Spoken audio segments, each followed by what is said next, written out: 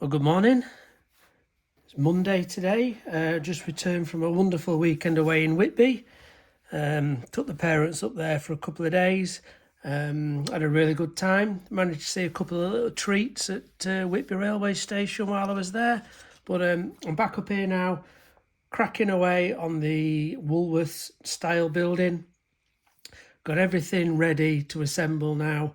Then think about the lighting and everything else, and then move on, get it on the little scene, and then no hanging around, straight onto the other set of terraced houses. So we'll keep going, see what progress we make, and hopefully this area should start to take shape over the next few days.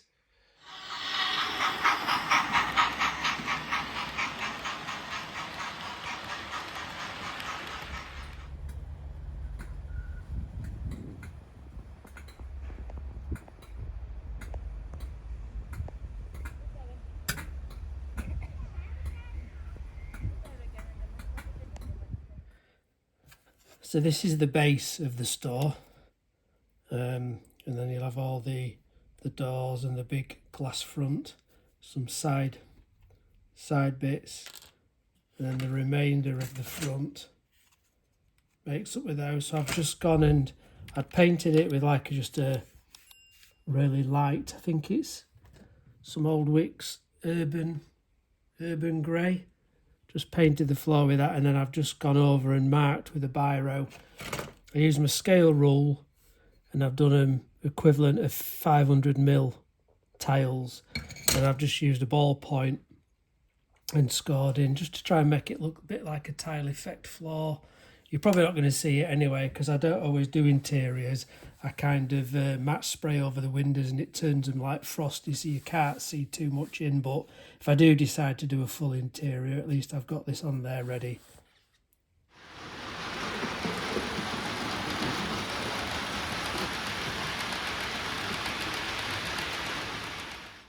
I'm going to have to slightly improvise. Now I've got the shell together.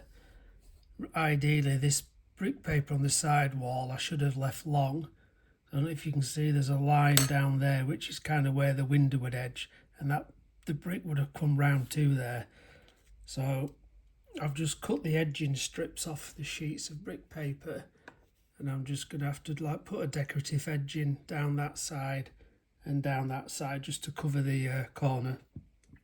I'm sure it'll look all right. I've also had a bit of change of direction with this building, which was going to be it was a chemist originally, Boots the Chemist. I didn't particularly want to use the large embossed sign that came with it, and I'm absolutely useless at trying to download things and scale them and print them. I just can't get my head around how you do that. So I ended up buying some signs from 10 Commandments. These have arrived. One of them that fitted just right on here was the Co-operative Society, an old sign. So I've just mounted it on some black, like is that picture mounting card, and then stuck it on there. So I'll be able to get a few bits inside now and get it all sprayed. I don't think that looks too bad though. And then for this building, which is the Woolworths, obviously that large Woolworths sign comes with it. But I do also have the option, there is a Woolworths on here as well, which I may be able to cut out and use, do similar to what I've done with this one. Well, after a bit of and ahhing, I've decided to go back to the original Woolworths sign that was supplied with the kit. This is the one I cut out from 10 Commandments. I think once it's on there, it just don't quite look right. Maybe if I'd have painted this background red, but it just doesn't stand out enough to me. So what I did with this one, I went over with some Humbrol red enamel, painted over it, and straight away wiped it down just to expose the letters again.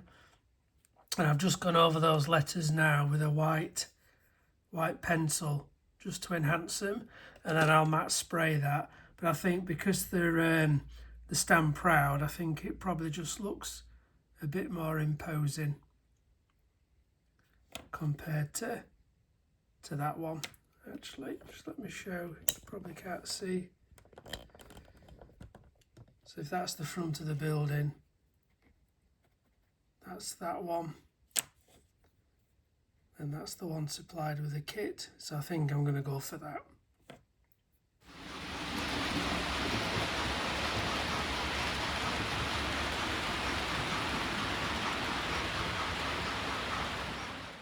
Well, that's the Woolworths building nearing completion. Still some more weathering to do. Now, in my haste, I put the flooring inside, which I made myself, and then I've put the roof on, forgetting that it had a base built in. So I've fully enclosed it now and not put any of the window displays, signs in the windows. I can't really cut the base off because I had to do a small engineering brick detail around it just to cover the base where the building sat on. So there's no option to get it off. These are well and truly glued in, so I can't get them off. So I'm having to resort to sticking the posters and signs on the outside of the window, which not ideal, but I've got no other way to do it. And another kind of challenge that brings is the slightest bit of pressure on these starts to push the acetate windows away from the frame. The glue's not that strong, so I've got to be really careful. But I'm hoping when I get these signs on, give it another spray over, that it should seal it, and from a distance you won't notice they're from the outside. But overall, I do like the building. I think it looks quite well where it's going to sit next door to these 3 terraced shops, which are just that way. I've also started to do a bit of work on the road, getting some surfaces down. What I used on that was just the old Halfords grey primer. I sprayed it outside. Once it had dried, I used this old garden stuff I had, the dark smoke, and did that with a sponge. Just dabbed it and then kind of swirled it just to get rid of any, deep, thick patches. So it spread out quite well. Just starting to put some weathering powder in now.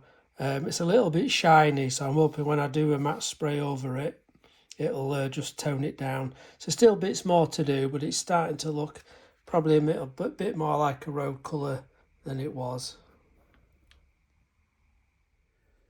And that's pretty much the Woolworths building finished. That's where it's going to be sat, roughly there, next to these 3 terrace shops. So I think that will look okay. Probably some enhancements again on this one I can still do, but the main part of the work's done on there now, so we can move on.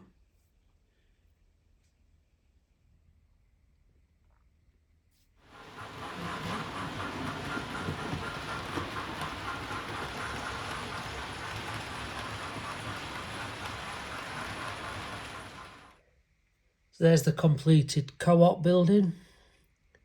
I'm sure there's still enhancements I can put on it, but I've got some window displays in, a bit of lighting on the downstairs, and that's in its final position where it's going to be on the layout. So with the first lot of paths and curbs now in place, glued down, there's a bit of weathering to do on them. I've just started on the first grassy area between the co-op and this little bush shelter. So it's just been a usual mix of fine turfs. So I've used a bit of the burnt grass. I've got some blended turf. I've used the earth blend. And then over at the back, I've just used a bit of the fine turf weeds and some of the soil. Just a thin covering, just to get a base. And I'll decide if I want to put any sort of coarse turf on there in patches. Maybe think about a flower bed. I bought some bits quite a while ago off Temu. These ready-made flowers sticky back, so I could maybe do a nice little flower bed or something in there. But I want to get the base layer down first, because I think I'm hoping it might just bring it to life a little bit. So while that's first layer's gluing, I just thought I'd try something else, although I should really be doing the terraced houses. I just wanted to have a look at this little bandstand, which seems quite intricate, some of it. So I've got kind of the roof put together. I've got the base drying there, and then these are obviously the 8 sides that go in it. So I've given these a blast of Halford's primer, so that's dried, and I just find it's easier then to get the paint on. It goes on a lot smoother because MDF, as you know, can be quite smooth and almost shiny, so the paint doesn't always stick. So this is just something a little bit mind-numbing, but it's quite nice just to potter around using your tiny brush to get these bits painted. Well, that was quite a fun little build, this bandstand. I don't know where I'm going to put it yet, but I will definitely find somewhere. So I've tried to just put my own bits on it, different colours. I've just used pure, like a dark oak varnish, as if that was a wooden roof. I don't know if you can see, but I've etched some like planking on that floor bit there, and I've just tried to do different colours for the ornate work and the steps. So that's pretty much done. So I will find somewhere to put that on the layout at some point.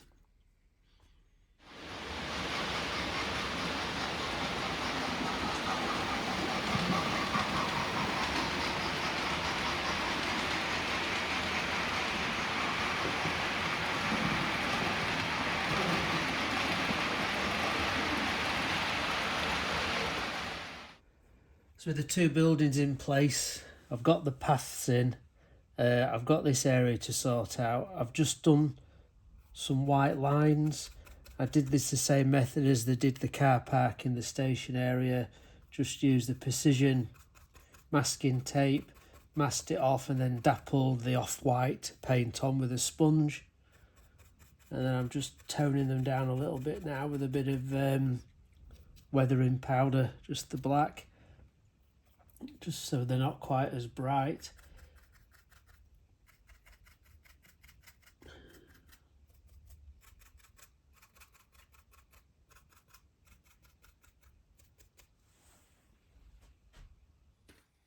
So what's still left to do on this side?